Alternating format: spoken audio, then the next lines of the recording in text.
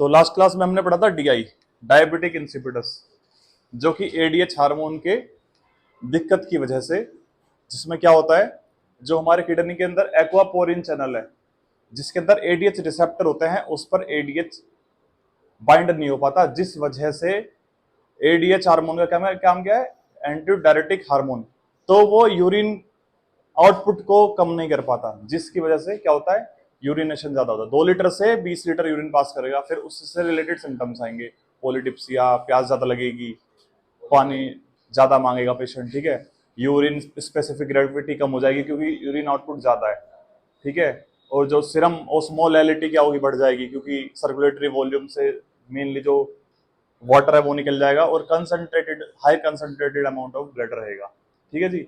फिर हमने इसके पढ़े थे रीजन, कई सारे रीजन हो सकते हैं, ट्रोमा हो सकता है, एडियोपैथिक हो सकता है, ठीक है, फिर और कुछ डिजीज कंडीशन भी पड़ी थी, मतलब ये किसकी वजह से हो सकता है, मेनली किसी प्रोसीजर के कारण हो सकता है, क्रीनियोटमी कर रहे हैं, ठीक है, स्प्लेनेक्टोमी कर रहे हैं, उसमें छेड़खानी कर दी, कुछ हो गया तो दिक्कत होगी पिट्यूटरी ग्लैंड में, जिस वजह से एडीएच सीक्रेट नहीं कर रहा पोस्टीरियर पिट्यूटरी से, ठीक है। फिर टाइप्स पढ़े थे, सेंट्रल यानी न्यूरोजेनिक डीआई और नेफ्रोजेनिक डीआई, और एक होता है तुम्हारा साइकोजेनिक या फिर प्राइमरी पॉलीडिप्सिया।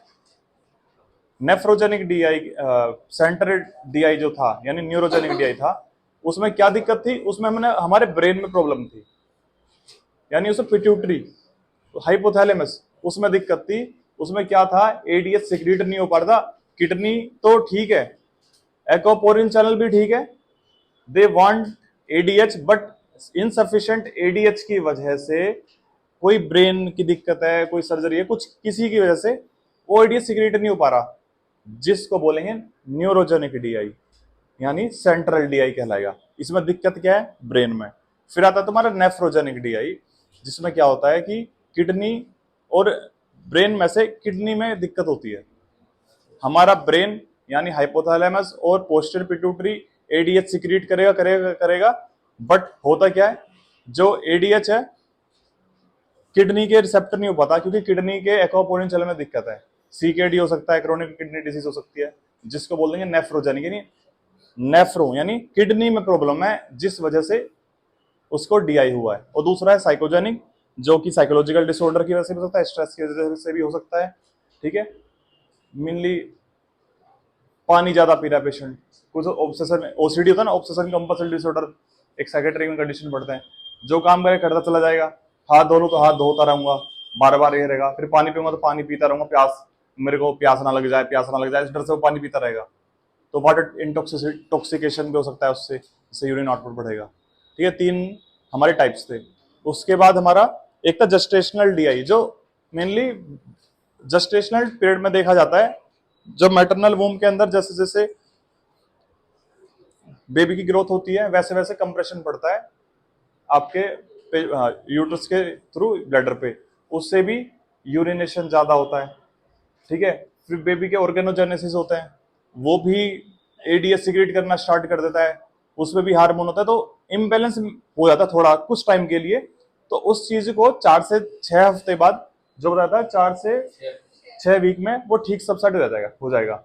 बट अगर ठीक नहीं होता तो उसको क्या बोलते हैं, जस्टेशनल डीआई बोलेंगे, ठीक है। इसमें बस ये ध्यान रखना है कि क्यों होगा, कैसे होगा। फिर साइलेंट सिम्टम पढ़े थे कि होगा क्या क्या, जैसे पॉलीडिप्सिया होगा, पॉलीयूरिया होगा, इनकी सिर्फ ओस्मोलैलिटी, यूरिन स्पेसिफिक ग्रेविटी कम हो जाएगी, ओस्मोलैलिटी कम हो जाएगी, ठीक है, एक ही मतलब है। हाइपरनेट्रीमिया हो जाएगा, वेट लॉस होगा, कॉन्स्टिपेशन होगा, डिहाइड्रेशन होगा, मसल्स वीकनेस होगी, क्योंकि इलेक्ट्रोलाइट इम्बैलेंस हो जाएगा ना, इस वजह से।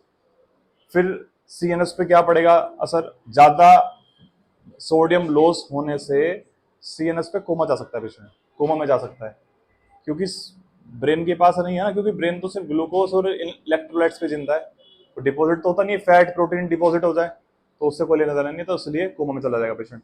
फिर पैथोफिजियोलॉजी पढ़ी थी कि यूरिन ओस्मोलैलिटी कैसे कम होगी और ब्लड ओस्मोलैलिटी क्यों बढ़ेगी, उसकी मैं पैथोफिजियोलॉजी बताई थी, रीजन क्या है, किस वजह से है, ठीक है। और जो सीरम ओस्मोलैलिटी बढ़ती है, जिस वजह से रिसेप्टर, हमारे कौन से रिसेप्टर होते हैं, कौन से रिसेप्टर बताए थे? जिससे थ्रस्ट रिसेप्टर होंगे, जिस वजह से प्यास ज्यादा लगेगी, पोलीडिप्सिया जैसे सिम्टम्स आएंगे। फिर डायग्नोस्टिक इवैल्यूएशन बताया था, नहीं बताया था। अब डायग्नोस्टिक इवैल्यूएशन पढ़ेंगे। डायग्नोस्टिक इवैल्यूएशन में हम जो नॉर्मल हर डिजीज में पढ़ते हैं, हिस्ट्री कलेक्शन, फिजिकल एग्जामिनेशन, ये सब कलेक्ट करेंगे। सेकंड क्या करेंगे? फ्लूइड डेप्रिविएशन टेस्ट, एक टेस्ट का नाम है जिसको बोलते हैं थ्रस्ट टेस्ट। इसमें ये टेस्ट क्यों किया जाता है? डिफाइन करने के लिए न्यूरोजेनिक डीआई है या फिर नेफ्रोजेनिक डीआई है, क्योंकि पता भी तो होना चाहिए डीआई है अभी है कौन सा, क्योंकि ट्रीटमेंट उस पर ही डिपेंड करेगा कि आउटकम कैसा आएगा इस टेस्ट का, जिसका बोलते हैं कि फ्लूइड डेप्रिवेशन टेस्ट या फिर थ्रस्ट टेस्ट। इसके अंदर क्या करते हैं?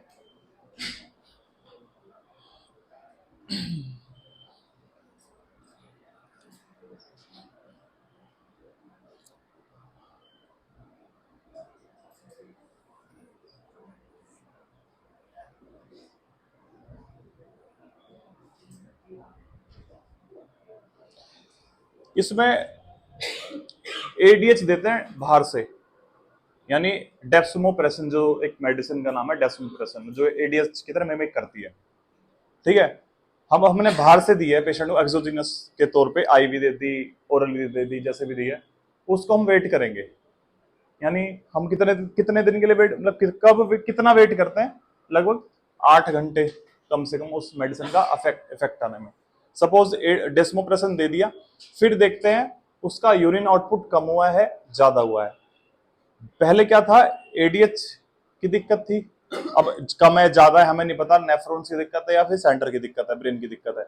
यूरिन ज्यादा कर रहा है पेशेंट, यूरिन आउटपुट ज्यादा है, डेस्मोप्रेसिन देते ही अगर यूरिन आउटपुट कम हो गया, स्पेसिफिक ग्रेविटी बढ़ गई, सीरम ओस्मोलैलिटी कम हो गई, या फिर यूरिन ओस्मोलैलिटी कम हो गई, तो उसका मतलब क्या है कि सेंटर में दिक्कत है, क्योंकि हमने एडीएच बाहर से दिया है, किडनी को डेस्मोप्रेसिन मिला, एकदम से रिएक्ट किया, उसके एक्वापोर्टिन चैनल को एक तरह से डेस्मोप्रेसिन एडीएच की तरह मिमिक करता है, मिमिक हार्मोन होता है, मिमिक मेडिसिन होती है, मतलब नेफ्रॉन्स हमारे ठीक है, मतलब इसका मतलब ये है, क्योंकि बाहर से हमने आर्टिफिशियल एडीएच दिया है ना, ब्रेन इनसफिशिएंट था, सीक्रेट ही नहीं कर पा रहा था, जिस वजह से किडनी क्या रिसीव ही नहीं कर पा रही थी एडीएच जो यूरिन को रोक ले, तो हमने बाहर से डेस्मोप्रेसिन दिया, किडनी ने यूरिन आउटपुट कम कर दिया, तो आउटपुट कम हो गया, जिसकी से क्या पता लगा कि न्यूरोजेनिक डीआई है। अगर यूरिन आउटपुट कम नहीं होता, सेम एज इट इज निकल रहा है, मतलब ब्रेन अच्छे से सिक्रीट कर रहा है, यानी आपका पिट्यूटरी पोस्टीरियर वाला हाइपोथैलेमस वो दोनों काम कर रहे हैं, बट जो किडनी के अंदर रिसेप्टर है उनमें दिक्कत है, जिससे क्या पता लगता है? नेफ्रोजेनिक डीआई है। अब कंपैरिजन समझ गए ना?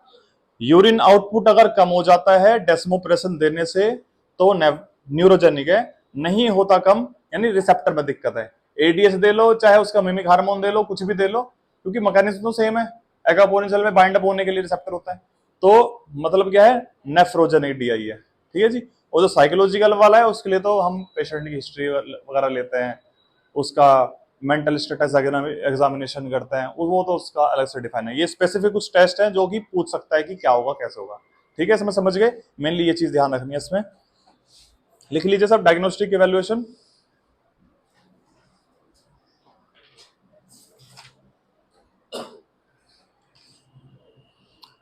History collection and physical examination second है।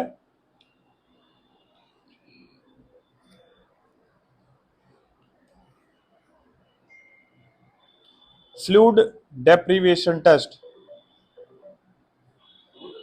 डेप्रिवेशन टेस्ट,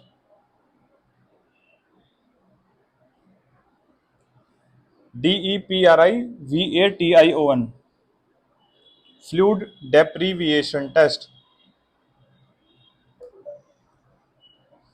ठीक है, और हाँ इसमें ये भी करते हैं कि विद होल्ड कर देते हैं फ्लूइड, मतलब बाहर से फ्लूइड देना 8 घंटे के लिए बंद कर देंगे पेशेंट का, 8 से 10 घंटे के लिए, उसका पूरा अच्छे से इफेक्ट देखने के लिए। क्योंकि अगर देखो पानी ज्यादा पियेंगे ऑटोमेटिकली यूरिन आउटपुट अब बढ़ेगा नॉर्मल कंडीशन में, अब उसमें हमें देखना है कि मेडिसिन का असर है नहीं है। जितना पेशेंट ने ले लिया, इनटेक ले लिया, उसके बाद हम नील पर ओरली कर देंगे। स्पेसिफिकली लिक्विड डाइट नहीं देनी, ना लिक्विड देना 8 से 10 घंटे तक। उसके बाद फिर उसका हर घंटे यूरिन वेट चेकिंग वो सब चेक करते रहेंगे। ठीक है, उसमें ये करता है। विद होल्ड लिखेंगे इसमें, withhold fluid for 8 to 10 our.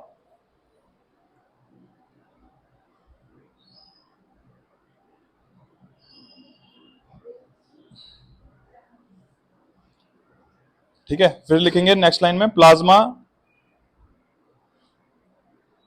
Coma urine osmolality and specific gravity.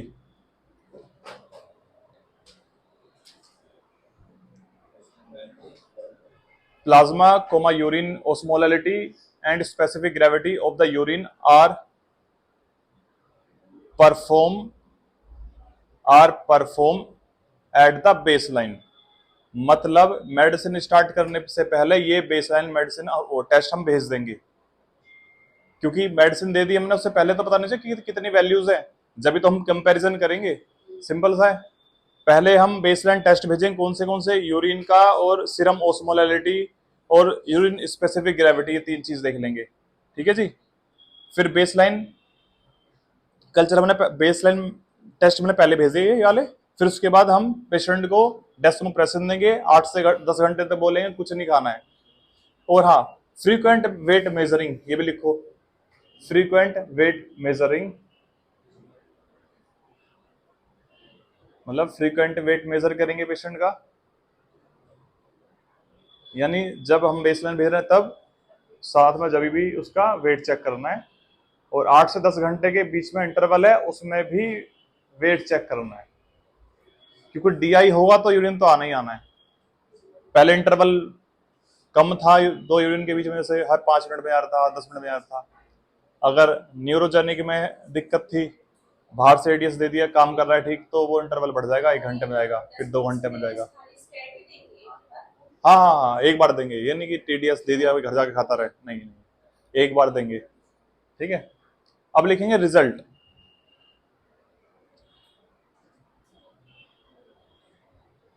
To define the type of DI, result में लिखो to define the type of DI. First लिखेंगे न्यूरोजेनिक डीआई, इसमें क्या होगा, लिखो neurogenic DI.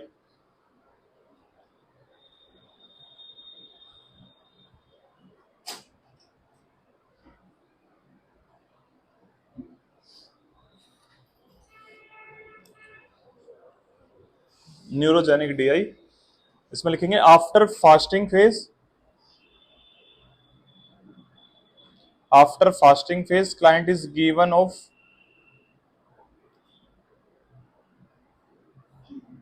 infusion of desmopressin, DESMOPRESSION, desmopressin।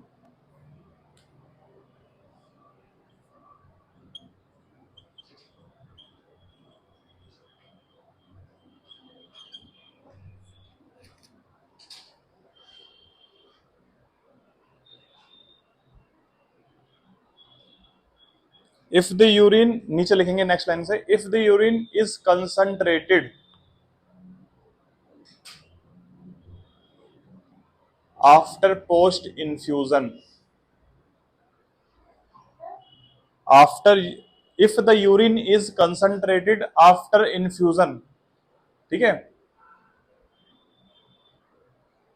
then the diagnosed, then the patient is diagnosed with, then the patient is diagnosed with insufficient ADH, diagnosed with insufficient ADH, bracket में लिख देना neurogenic DI, समझ गए,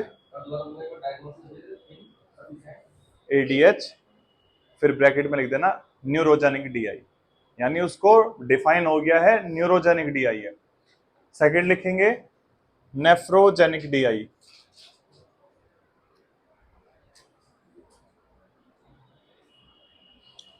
इसमें लिखेंगे after desmopressin if the urine specific gravity, after डेस्मोप्रेशन,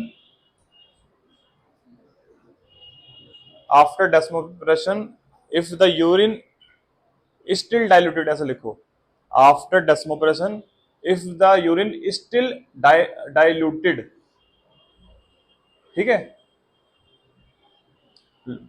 with low specific gravity,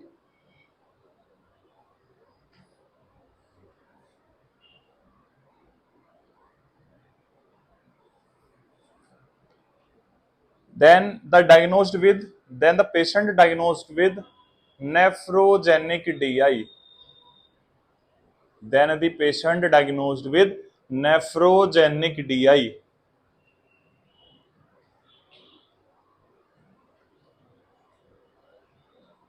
because the renal tubule, because the tubules do not respond with ADH, because the renal tubule do not respond with the ADH, ठीक है जी, ADH मतलब renal tubules के अंदर होते हैं हमारे aquaporin channels, वहां पर करता है एडीएच काम, इन रेस्पॉन्सिव टू द एडीएच, समझ गए। ये था हमारा थ्रस्ट टेस्ट और फ्लूइड डेप्रीविएशन टेस्ट। अब लिखेंगे डायग्नोसिस में ये हो गए दो टेस्ट हो गए, एक तो हिस्ट्री कलेक्शन फ्लूइड डेप्रीविएशन टेस्ट हो गया। थर्ड लिखेंगे सीरम एंड यूरिन ओस्मोलैलिटी क्या होगी, बढ़ेगी घटेगी, serum and urine ओस्मोलैलिटी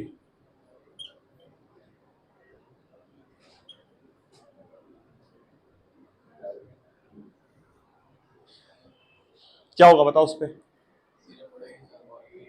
serum and urine ओस्मोलैलिटी कम होगी ज्यादा होगी, क्या बोलो, हाँ ना बोलो। ओस्मोलैलिटी सीरम की बढ़ेगी और यूरिन की कम हो जाएगी, ठीक है लिख लो।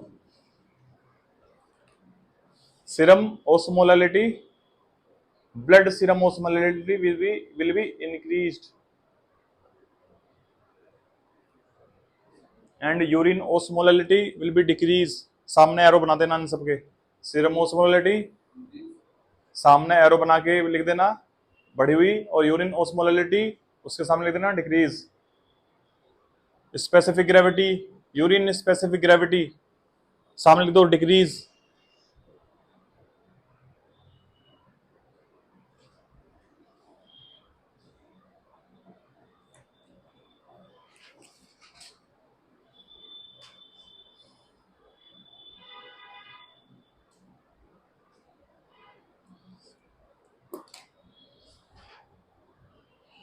प्लाज्मा एडीएच लेवल, ब्लड के अंदर भी करता है टेस्ट प्लाज्मा एडीएच लेवल, एक तरीका ये भी पता करने का, प्लाज्मा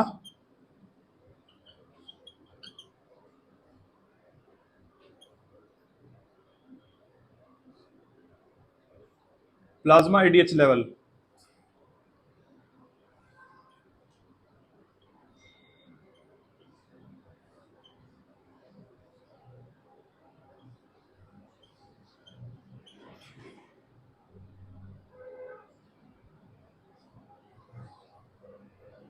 न्यूरोजेनिक में क्या होगा, बढ़ेगा घटेगा, हाँ कम होगा, डिक्रीज देखने को मिलेगा क्योंकि हमारे हाइपोथैलेमस या पिट्यूटरी की दिक्कत है। न्यूरोजेनिक तो सिक्रीट नहीं हो पा रहा, किडनी तो ठीक है हमारी, और जो तुम्हारी नेफ्रोजेनिक के अंदर हमारा ब्रेन में मतलब हाइपोथैलेमस और पोस्टीरियर पिट्यूटरी बिल्कुल ठीक है, बट किडनी में दिक्कत है। ये अपनी तरफ से पूरी कोशिश करेगा बढ़ाने की, नेगेटिव फीडबैक मैकेनिज्म्स की भी करेगा काम, सब चीज करेगा, बट वो रिसेप्टर ही खराब है तुम्हारे रीनल ट्यूब्यूल्स में, तो इसमें प्लाज्मा एडीएच बढ़ा हुआ मिलेगा, सीरम प्लाज्मा एडीएच, ठीक है, एक ये तरीका है। हाँ क्या सकता है, हाँ हाँ नॉर्मल रेंज होती है, बट ये तो उससे ज्यादा होगा या उससे कम होगा।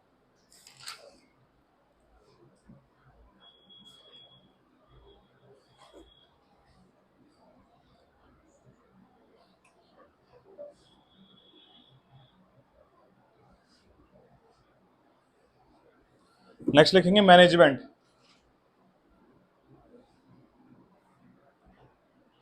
जो रेंज होती है एडीएच की 0 to 5.9, 0 to pgml,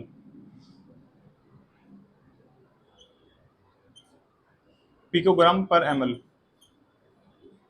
ये इसकी नॉर्मल रेंज है serum ADH in our blood. तो इसलिए स्पेसिफिक नहीं कहा जाता, क्योंकि जीरो आता है ना, न्यूरोजेनिक में डिफाइन नहीं कर पाएंगे कि हमें ज्यादा है। तो थर्स्ट टेस्ट और fluid deprivation test is the confirmatory test to define the it is neurogenic DI और नेफ्रोजेनिक डीआई। अब रीजन बताओ क्यों। अब क्या हो सकता है, देखो पीजीएमएल 0 आ गया, अब इसमें रेंज ही 0 नॉर्मल बता रखी है, 1 2 3 4 5 नॉर्मल बताई हुई है, 5.9 नॉर्मल है। अब 8 10 12 नेफ्रोजेनिक का तो पता लग सकता है, बट न्यूरोजेनिक का पता लगेगा नहीं। तो इसलिए कंफर्मेटरी तो वही वाला है उसमें, फ्लूइड डेप्रिवेशन टेस्ट, क्योंकि सीधा सीधा ब्लड सीरम और यूरिन स्पेसिफिक ग्रेविटी में छिड़कानी स्टार्ट हो जाएगी, दिक्कतें स्टार्ट हो जाएंगी। ठीक है, मैनेजमेंट लिखेंगे ड्रग। कंफर्मेटरी डिफरेंशिएशन टेस्ट होता है, confirmatory different to differentiate the type of DI. Nephrogenic तो पता लग सकता है इससे, न्यूरोजेनिक पता नहीं लगेगा। इसलिए इंपोर्टेंट में ये नहीं पूछेगा what is the confirmatory test of DI.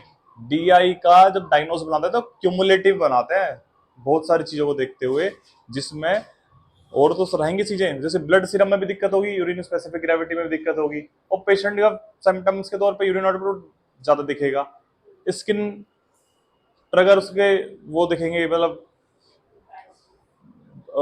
Rough skin होगी, मतलब होता है ना जैसे डिहाइड्रेटेड पेशेंट जो होते हैं, इस तरह की दिखेगी स्किन, थिन दिखेगा पेशेंट, लिथार्जिक दिखेगा पेशेंट, इलेक्ट्रोलाइट इम्बैलेंस है, पावर ही नहीं है, बिल्कुल ऐसे लिथार्जिक सा रहेगा, मसल्स बिल्कुल लूज रहेंगी, ड्रोजी सा रहेगा, ये सब चीजें रहेंगी।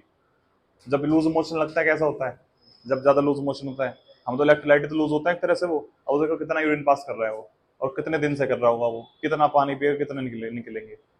ठीक है, तो उन सबको मिला के फिर देखते हैं कि अब ये टेस्ट करते हैं, अब इसमें बताओ क्या होगा। तो कंफर्मेटरी नहीं कह सकते, बट डायग्नोस्टिक टेस्ट वो है हमारा फ्लूइड डेप्रिवेशन टेस्ट। फिर मैनेजमेंट लिखेंगे drug, medical management.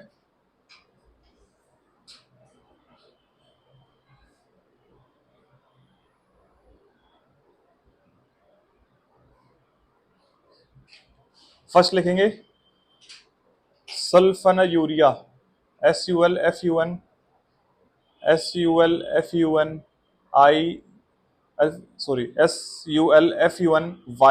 YIUREA सल्फोनायूरिया।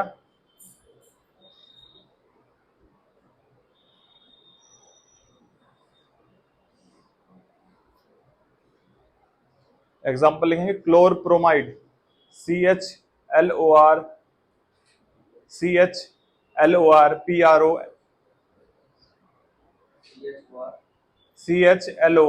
PRO PAMIDE। Second लिखेंगे एंटी कन्वर्जेंट, एग्जाम्पल लिखेंगे कार्बामेजापाइन, कार्बामेजापाइन।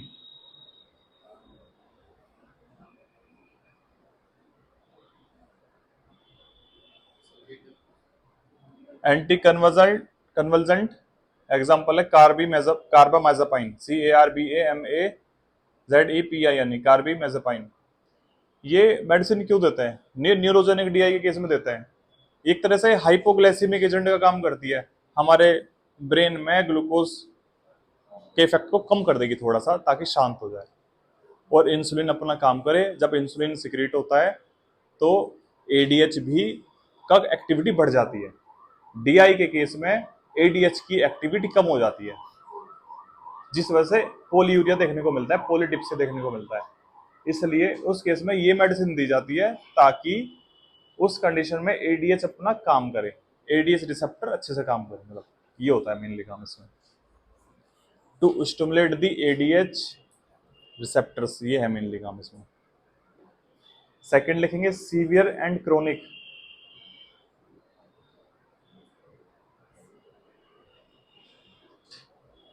डेस्मोप्रेसन, drug of choice.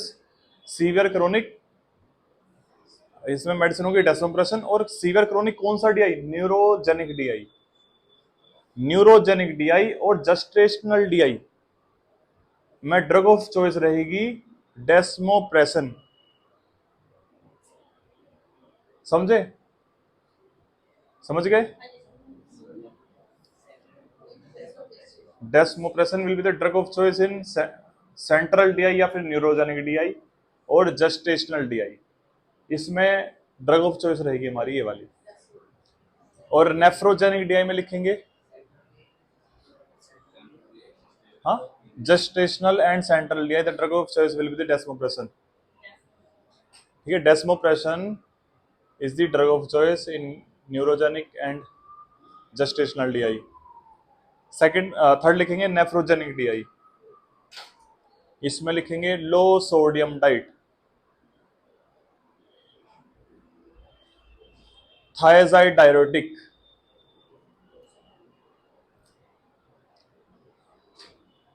THIAZIDE, diuretic, thiazide diuretic.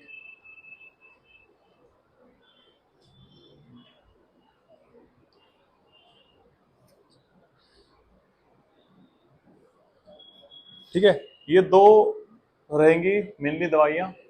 इसके अंदर ये नेफ्रोजेनिक डीआई में देते हैं।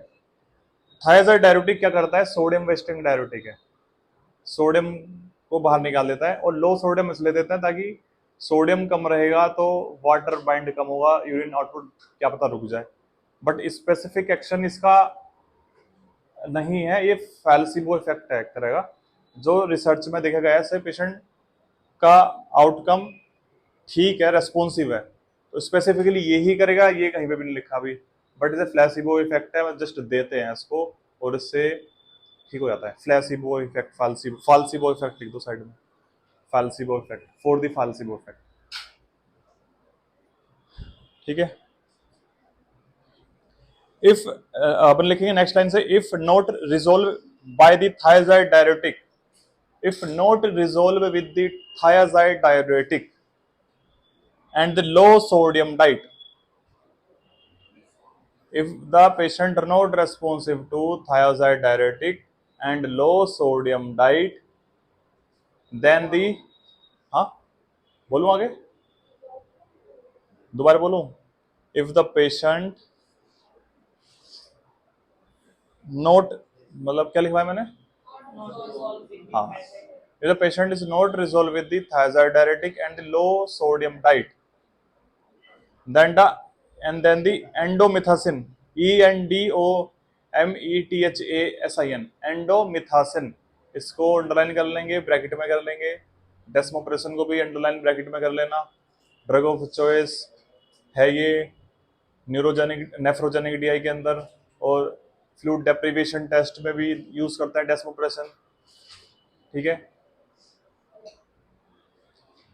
अगर नेफ्रोजेनिक डीआई में आपका थायजाइड डायरेटिक या फिर लो सोडियम डाइट से कुछ असर नहीं पड़ रहा, तो पेशेंट को एंडोमिथासिन देंगे।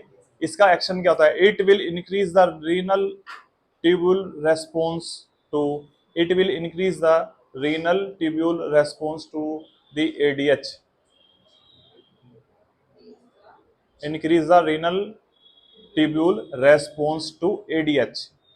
जो रीनल ट्यूब्यूल्स होंगी उसके रेस्पॉन्स को बढ़ा देगा एडीएच रिसेप्टर के।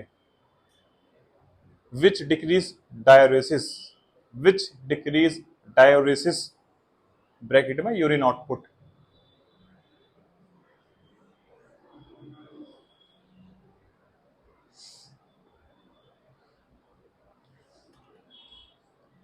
अब लिखेंगे nursing management.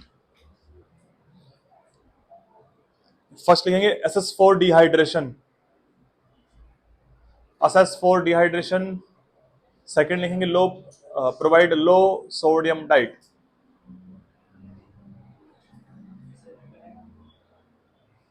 Assess for dehydration, second है लो सोडियम डाइट, थर्ड है avoid that food which increase diuresis.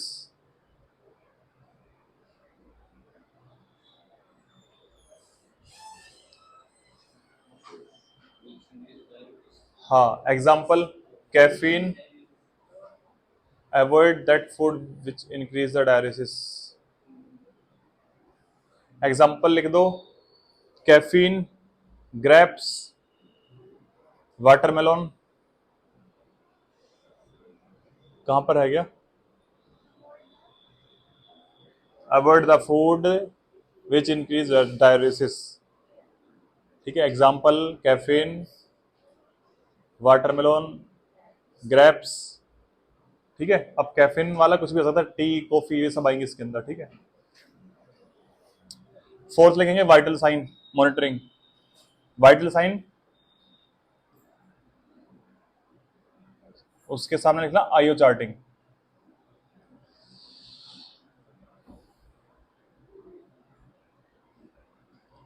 Next लिखेंगे drinking of sufficient fluid, drinking of sufficient fluid to avoid dehydration, to avoid dehydration.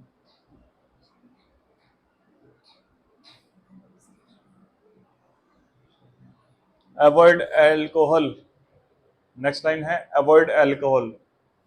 Alcohol में भी diuresis ज्यादा होता है, तो उसको पेशेंट को एजुकेट करेंगे कि अल्कोहल वगैरह नहीं लेना, because it suppress the ADH, response to the renal tubule, it suppress the ADH, और पोलियूरिया होता है।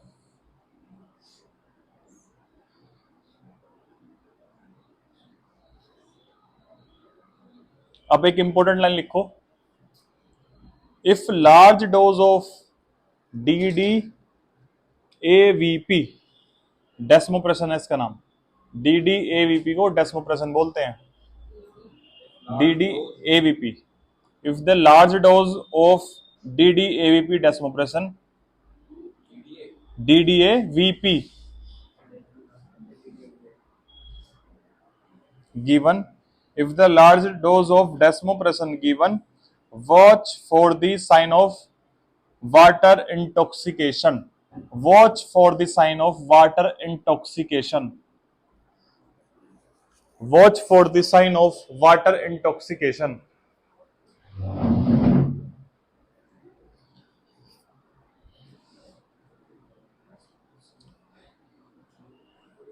अब वाटर इंटॉक्सिकेशन के साइन एंड सिम्टम लिखो, ड्रोजीनेस,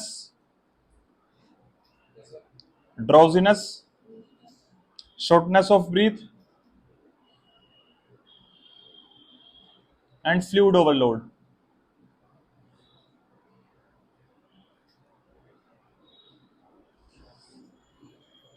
ठीक है, अगर लार्ज डोज दी है DDVAP की और ये सिम्टम्स आ गए हैं तो क्या करना होगा, to decrease the dose of desmopressin. इसमें लिखो need to decrease the dose of desmopressin, जो डेस्मोप्रेशन की डोज है उसको कम करने की जरूरत है।